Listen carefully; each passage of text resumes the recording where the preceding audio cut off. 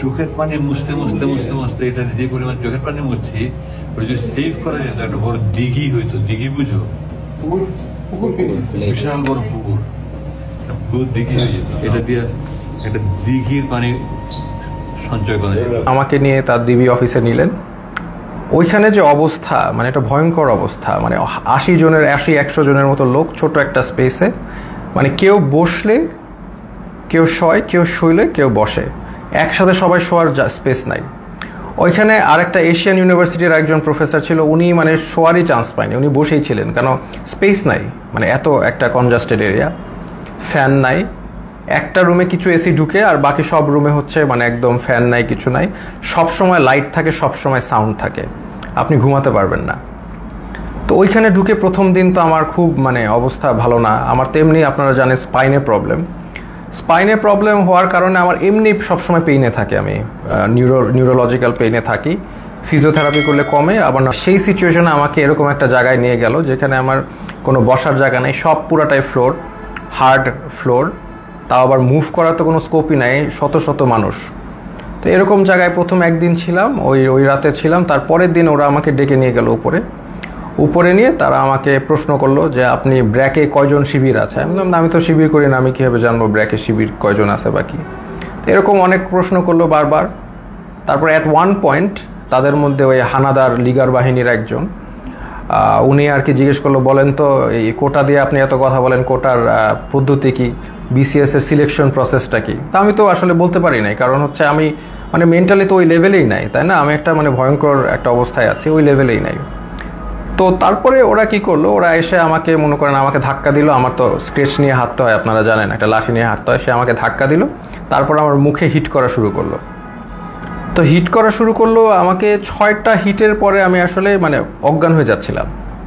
তো অজ্ঞান হয়ে যাচ্ছিলাম, তারা আমাকে বলে না ডোন্ট এরকম করে আমাকে দাঁড় করাইলো, আবার 2-4 বার হিট করলো।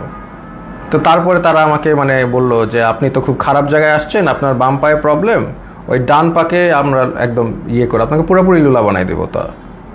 তো এরকম একটা কথা বললো, এবং আরেকজন লাঠি নিয়ে আসলো আমাকে মারবে। পরে ওরা লাঠি দিয়ে হিট করে নাই, না করে আমাকে ওই জায়গায় আবার সেই জায়গায় যেখানে রাখে সেখানে নিয়ে গেল। তো ওই জায়গায় আবার আমার থাকা শুরু হলো। মানে ওইখানে এমন একটা জায়গা, বললাম তো, কেউ যে এটা ফার্মের মুরগির মতো, ওইখানে কেউ মুভ করতে পারে না, কারণ এত মানুষ, এত শর্ট জায়গায় মুভ করার, কেউ হাঁটার কোনো সিস্টেম নাই। ওই যে আমি বললাম আপনাদের, কেউ শুলে, কেউ বসে, কেউ বসলে, কেউ শোয়, মানে আর সবসময় লাইট আর সাউন্ড কন্টিনিউয়াস, ঘুমানোর কোনো স্কোপ নাই। ওইখানে সবচেয়ে ভ্যালুয়েবল রিসোর্স হচ্ছে একটা বোতল, কারণ আমরা তো ফ্লোরের মধ্যে শোন, তো ওইখানে তো হার্ড ফ্লোর, ওইখানে কেউ যদি একটা বোতল পায় আলহামদুলিল্লাহ, মানে এটা মানে এক ভ্যালুয়েবল রিসোর্স। তো ওই বোতলটার উপরে তারা মানুষ মানে পেলে যে খুশি। তা আমাকে অনেকে চিনেছে, ওইখানে চেনার কারণে দেখা যাচ্ছে 2 দিনের মধ্যে আমি একটা বোতল ম্যানেজ করলাম মাথায় দিয়ে শোয়ার জন্য ফ্লোরে, এই একটা অবস্থা। তো আরেকটা বিষয় হচ্ছে ওইখানে 80 জনের একটা টয়লেট, আর আমার তো এমনি যেহেতু হাই কমোড ইউজ করতে হয়, বিকজ আমার মানে স্পাইনে প্রবলেম আছে। তো ওইখানে লো কমোড, তাও আবার 80 জনের জন্য একটা, 100 জনের জন্য একটা। তো এত লোকের একটা কমোড তো বুঝতেই পারছেন কেউ ইউজ করতে পারে না ওইভাবে। সো আমি খাওয়া কমিয়ে দিলাম, because I have to go to the washroom, এটা তো যাওয়া যাবে না। আমি খুব কম খাওয়া শুরু করলাম যাতে টয়লেটে না যাওয়া লাগে। আর আরেকটা বিষয় হচ্ছে টয়লেটে ইউজ করে সাবানও তারা প্রোভাইড করে না কোনো রকম। তো তারা প্রতিদিন ডাক দিবে, নাম কল করবে, ধরেন আপনার নাম হচ্ছে, ধরেন আমার নাম আসিফ মাহতাব, ধরে বলবে আসিফ মাহতাব, বাবার নাম শাহাবুর রহমান, এরকম বলে নিয়ে যাবে, নিয়ে চোখ বাঁধবে, মুখ বাঁধবে, তারপর তাদেরকে ঝুলায় টর্চার করতে থাকবে, বাড়ি দিতে থাকবে, বিভিন্নভাবে টর্চার, লাঠি দিয়ে পিটাবে, পায়ের তলায় পিটাবে, হাড়ের বিন্দে মারবে। মানে মানুষের শরীর নীল অবস্থায় তারা ফিরে যায়, সারা শরীর মারতে মারতে রক্ত জমাট বেঁধে নীল অবস্থায় একজন লোক ফিরে জাস্ট। এবং তারা সাইকোলজিক্যালি একদম মানে অবভিয়াসলি নর্মাল না, কারণ তারা এখন নাম শুনলে, তাদের নামটা ডাক দিলে তারা ভরকায় ওঠে যে এখন মনে হয় তাদেরকে নিয়ে টর্চার করবে। তো এইরকম অবস্থা আমি দেখলাম বিষয়টা, যে এরকম চলছে। তো এখন এরকম চলছে, আমি তো বুঝলাম যে হয়তোবা আমার সাথেও এরকম করবে, তারা তো বলেই দিছে আমাকে পাটা ভেঙে দিবে। তো এরকম একটা করবে, এবং সবার সাথেই করছে। স্পেশালি জামাতের যারা আছে তাদেরকে, মানে জামাত যেহেতু বলে ফেলছে একবার, তাদেরকে মানে অমানবিকভাবে টর্চার করছে। আর সবসময় তো লাইট, বাইরে যে একটা আলো, বাইরে যে বৃষ্টি পড়তেছে নাকি, এটা আমরা গেস করা শুরু করলাম যে বাইরে আদৌ বৃষ্টি পড়ছে কিনা, কারণ মোটা ওয়াল, কোনো উইন্ডো নাই, কোনো বাইরের কোনো আলো বাতাস তো আমি জানি নাকি, ভিতরের মধ্যে থাকি আমরা বদ্ধ ঘরে, শুধু আলো আর এই যে কনস্ট্যান্ট সাউন্ড, মানে এই একটা অবস্থা। ফার্স্টের দিন যেভাবে আমার মুখে ফেসে হিট করেছে, এই পরে তো আমার একটা দিন জ্বরই ছিল, আমি শুয়েছিলাম। একটা ছেলে আসলো, সেই ছেলেটা কাঁদতে কাঁদতে সে, স্যার আমি তো কিচ্ছু করি না, আমি জাস্ট ইলেকট্রিক্যাল কাজ করি, আমাকে ধরে নিয়ে আসছে স্যার, আর ধরে নিয়ে আমাকে টর্চার করতেছে, কাঁদতে কাঁদতে শেষ। আমি বললাম কাঁদতেছো কেন, মানে তুমি পুরুষ মানুষ না, are you not a man, তুমি কাঁদবা কেন, টর্চার করলে করবে। বলে স্যার আমাকে স্বীকার করতে বলে, আমি খুন করেছি, এই করেছি, আমি তো করি নাই স্যার। বলে করবা না, স্বীকার করবা না, তোমার পাটা যদি কেটেও ফেলে তারপরেও তুমি স্বীকার করবা না, কেন করবা, যেটা সত্যি সেটা বলবা, তুমি করবা না স্বীকার, আমাকে মেরে ফেলবে।